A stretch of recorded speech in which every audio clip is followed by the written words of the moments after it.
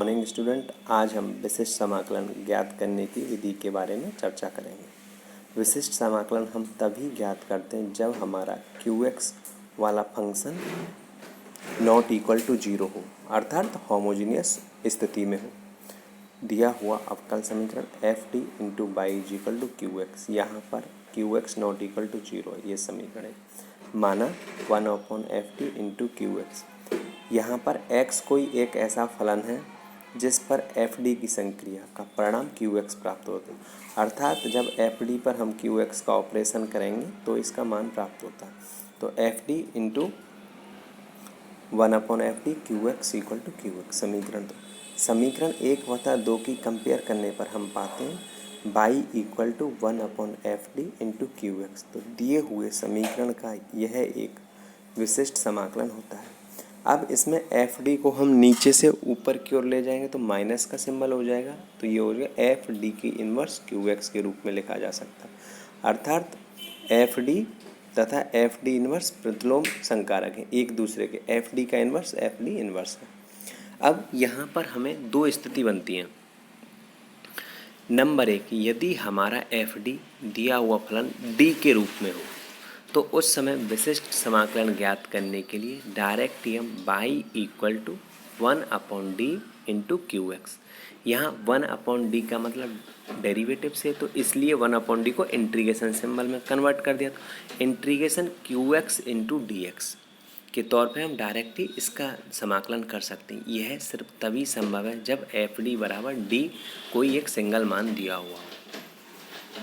अब हम दूसरी स्थिति के बारे में चर्चा करते हैं। यदि हमारा फलन क्यू एक्स वाला पोर्शन डी माइनस एल्फा के फॉर्मेट में दिया हुआ एफ डी, तो विशिष्ट समाकलन ज्ञात करने के लिए हम y equal to 1/d minus alpha into Q x, y का मल्टीप्लाई करने पर डी माइनस एल्फा की तरह D minus alpha into y equal to Q x, जहाँ पर हम देखते हैं डी का मतलब derivative D y upon D x minus alpha, इसका मल्टीप्लाई बाई के साथ है क्यू एक्स।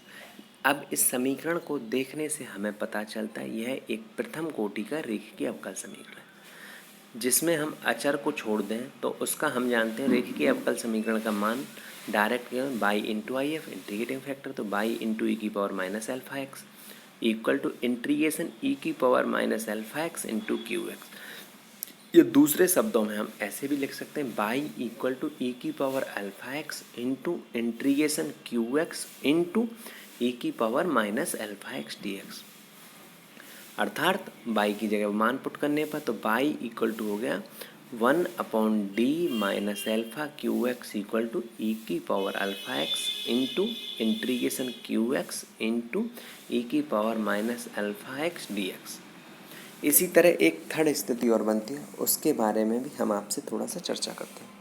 यदि हमारा फलन F t equal to D minus alpha one into D minus alpha two dot dot D minus alpha n है, यहाँ पर alpha one alpha two alpha n कोई भी अचर गुणांक है तथा इनके मान सभी के मान अलग अलग हैं। उस स्थिति में पहले की तरह 1/d minus alpha D two minus D into Q X या डी आपस में बाई से मल्टीप्लाई कर दे तो D minus alpha D minus two D में by equal to Q X. अब उसका एक सिंगल पार्ट निकालने के लिए 1/d minus alpha into Q x, तो D minus two D minus three, तो ई की फॉर्मूला ऊपर वाला ई की power alpha one X into integration Q x into ई की power minus alpha two x D x, ये Q x बन जाता है। इसी तरह क्यू टू के लिए निकाल लेते हैं, इसी तरह क्यू थ्री के लिए। सिमिलरली इसी प्रोसेस को दोहराते हैं तो फाइनल में हम क्यू एन एक्स के लिए ई की पावर अल्फा इंटू एन की power X integration Q N minus one Q x into ई की power minus alpha N X D X ज्ञात कर लेते हैं। तो ये पी आई ज्ञात करने का तरीका है। अब हम इसे उदाहरण की सहायता से समझने का प्रयास करेंगे। आपका कोई भी फलन D square by upon D X square minus 5dy upon D X plus 6y equal to ई की पावर 4x दिया हुआ है। सर्वप्रथम दिए हुए समीकरण को देखने से पता चलता है इसमें क्यू एक्स इजिकल टू ई की पावर 4x है, अर्थात ई की पावर 4x वाला जीरो नहीं है, तो इसलिए इसका पी आई ज्ञात करेंगे। पी आई ज्ञात करने से पूर्व में हम इसका सी एफ कॉम्प्लीमेंट्री फंक्शन मतलब पूरक फलन भी ज्ञात करेंगे। तो हमने बताया था del square Y upon D X square की जगह डी रखने पर, तो D square minus 5d plus 6y is equal to ई की पावर 4x। सर्वप्रथम इसका सहायक समीकरण ज्ञात करना है। सहायक समीकरण ज्ञात करने के लिए d की जगह m, तो ये हो गया M square minus 5m plus 6 equal to 0। इसको फैक्टर आए m-2 m-3, तो m बराबर 2, 3। यहाँ पर देखते हैं कि दिए हुए समीकरण के मूल वास्तविक हैं तथा अलग अलग है। तो इस स्थिति में पूरक फलन हो गया c1 इंटू ई की power m1x plus c2 into ई की पावर m2x। m1 की जगह 2 और m2 की जगह 3 रखने पर, तो cf हो गया c1 इंटू ई की power 2x plus c2 into ई की पावर 3x। हम कॉम्प्लीमेंट्री फंक्शन निकाल चुके हैं। अब हम इसके पूरक फलन के बारे में चर्चा करेंगे। पूरक फलन निकालने के लिए सर्वप्रथम इसको बाई को रख दें। बाई इक्वल टू क्या हो गया 1 upon D square -1 equal to 1 upon D square minus 5d plus 6 into ई की पावर 4x। पूर्व में हम इसके फैक्टर देख ही चुके हैं, तो इसको फैक्टर करेंगे D square minus 5d plus 6 को d-2 इंटू d-3 इंटू ई की पावर 4x।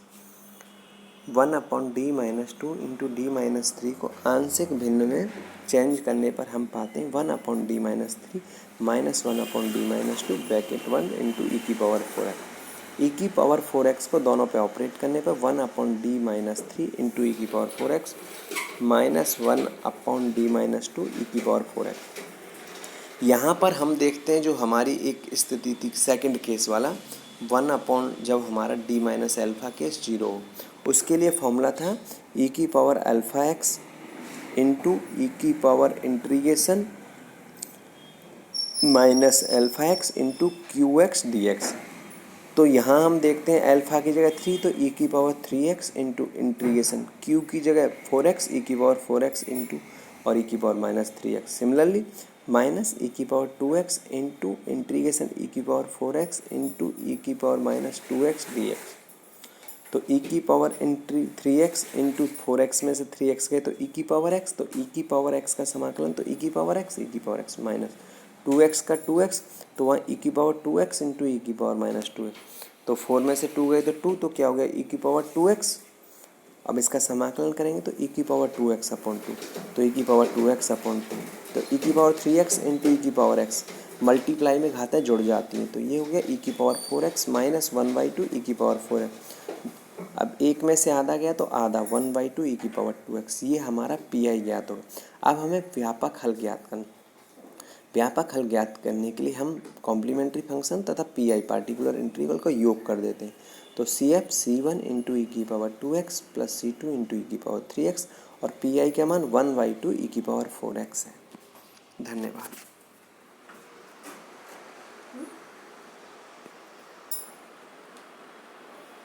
कुछ भी नहीं